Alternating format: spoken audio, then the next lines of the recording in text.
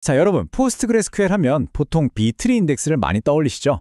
근데 사실 포스트그레스QL에는 숨겨진 비장의 무기들이 꽤 많습니다.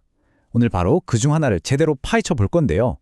정확히 일치하는 값, 딱 하나만 찾는 데 있어서는 와, 정말 타의 추종을 풀어하는 속도를 보여주지만 성격은 또 엄청나게 까다로운 녀석. 바로 해시 인덱스의 모든 것을 알아보겠습니다. 혹시 이런 경험 없으세요? 수백만, 수천만 건 데이터 속에서 딱 이 값 하고 정확하게 하나만 콕 집어서 찾아야 하는 그런 쿼리요. 만약 이런 쿼리를 자주 쓰신다면 오늘 이야기가 여러분의 비밀 병기가 될 수도 있습니다. 왜냐하면 B트리는 감히 따라올 수 없는 정말 압도적인 속도를 보여주거든요.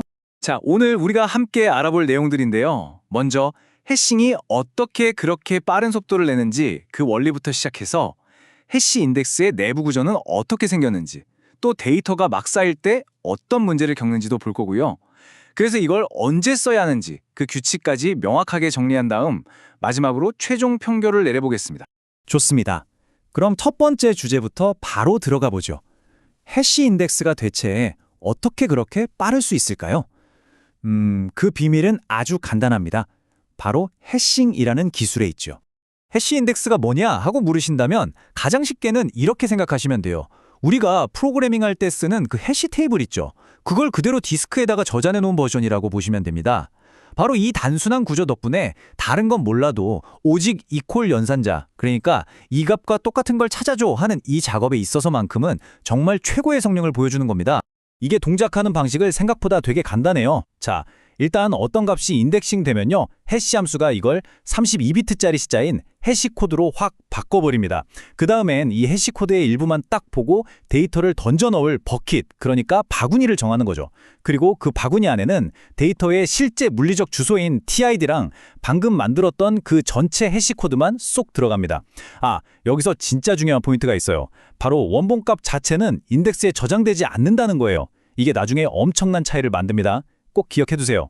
자, 그럼 이 인덱스가 디스크 위에서는 실제로 어떤 모습으로 존재하는지 그 내부 구조를 한번 해부해 보겠습니다. 해시 인덱스를 하나의 건물이라고 생각해보면요, 이걸 지탱하는 4개의 아주 중요한 기둥이 있습니다.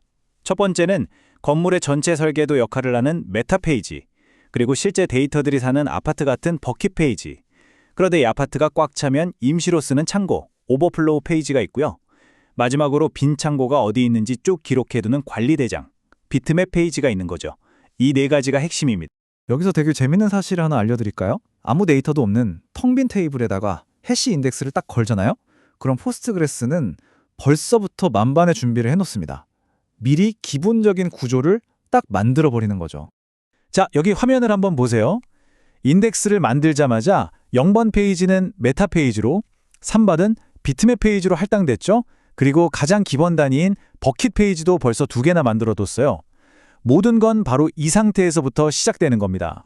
자, 그럼 여기에 데이터가 막 쌓이기 시작하면 이 구조는 어떻게 변할까요? 이제부터는 인덱스가 커지면서 겪게 되는 변화, 그리고 좀 아픈 부분들까지 같이 한번 살펴보겠습니다. 이 해시 인덱스는요, 데이터가 어떻게 분포되어 있느냐에 따라서 정말 천국과 지옥을 오갑니다. 데이터가 여러 버킷에 골고루 예쁘게 담기면 와, 이건 정말 이상적으로 작동해요.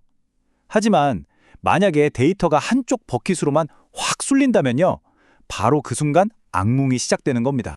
네, 바로 이 점이 해시 인덱스의 가장 치명적인 약점이라고 할 수 있습니다. 똑같은 값이 계속 들어오면 당연히 해시 결과도 똑같을 거고 결국 모든 데이터가 단 하나의 버킷으로만 미친 듯이 몰려들게 되는 거죠. 자, 이게 바로 그 악몽의 현장입니다. 똑같은 값을 500번 입력했더니 어떻게 됐는지 보세요. 원래 데이터가 들어가야 할 2번 버킷 페이지에 407개가 겨우 들어갔고요. 다 못 들어가니까 결국 4번 오버플로우 페이지, 즉 임시 창고를 하나 더 써서 나머지 93개를 우겨 넣은 겁니다. 둘 다 같은 1번 버킷에 속한 데이터들이죠. 무려 93개. 이 93개의 데이터가 결국 오버플로우 페이지라는 별도의 공간으로 쫓겨난 거예요. 이게 왜 문제냐면 한 방에 찾는다는 해시 인덱스의 존재 이유를 스스로 부정하는 꼴이거든요. 값을 찾으려면 원래 버킷 페이지 뒤졌다가 없네? 하고 오버플로우 페이지까지 또 뒤져야 하니까요. 디스크를 여러 번 읽어야 하니 속도는 당연히 느려질 수밖에 없는 거죠. 그런데 반대로 데이터가 아주 고르게 잘 분포되어 있다면 어떨까요? 그럴 땐 인덱스가 버켓 분할이라는 아주 정상적이고 우아한 방식으로 성장합니다. 이 표를 보시면 그 과정을 바로 알 수 있습니다. 고유한 데이터가 계속 추가되면서 전체 데이터 양이 특정 기준을 넘어서는 순간 여기 메타페이지 정보에 있는 맥스 버켓 값이 1에서 2로 늘어난 게 보이시죠? 이게 바로 기존에 있던 버킷 하나가 2개로 쪼개지면서 전체 버킷 수가 늘어났다는 신호입니다. 이게 바로 아주 건강하게 성장하는 방식인 거죠. 자, 지금까지 좀 기술적인 내용을 살펴봤는데요. 이걸 바탕으로 해서 우리가 실제 상황에서 해시 인덱스를 쓸 때 반드시 지켜야 할 규칙들을 한번 명확하게 정리해 보겠습니다. 자, 해시 인덱스 사용 설명서 제1조입니다. 아주 중요해요. 해시 인덱스는 오직 동등 검색, 즉 이꼴 연산자를 위해서만 사용한다. 물론 내부적으로는 인덱스 스캔이나 비트맵 스캔 같은 건 지원해요. 하지만 여러 컬럼을 하나로 묶는 다중 컬럼 인덱싱이라든지 유니크 제약 조건, 그리고 정렬 같은 걸 요구하는 순간 해시 인덱스는 그냥 바보가 됩니다. 아무것도 할 수가 없어요. 그리고 개발자라면 이건 정말 꼭 기억하셔야 합니다. 핵심 제약 사항들이에요. 정렬 안 되는 건 당연하고요. 아까 제가 원본키는 저장 안 한다고 했죠? 바로 그 때문에 인덱스 페이지만 읽고 바로 답을 낼 수 있는 인덱스 온리 스캔이 불가능합니다. 무조건 테이블 본체를 한 번 더 찾아가야만 해요. 그리고 널값은 아예 인덱싱 되지도 않고요. 또 한 번 커진 인덱스 파일은 알리 인덱스 명령어로 재정리해주기 전까진 절대로 저절로 작아지지 않는다는 점도 꼭 기억하셔야 합니다. 자, 이제 모든 정보를 종합해서 해시 인덱스에 대한 최종 평결을 내려볼 시간입니다. 과연 이 녀석 언제, 어떻게 써야 하는 걸까요? 결론은 아주 명확합니다.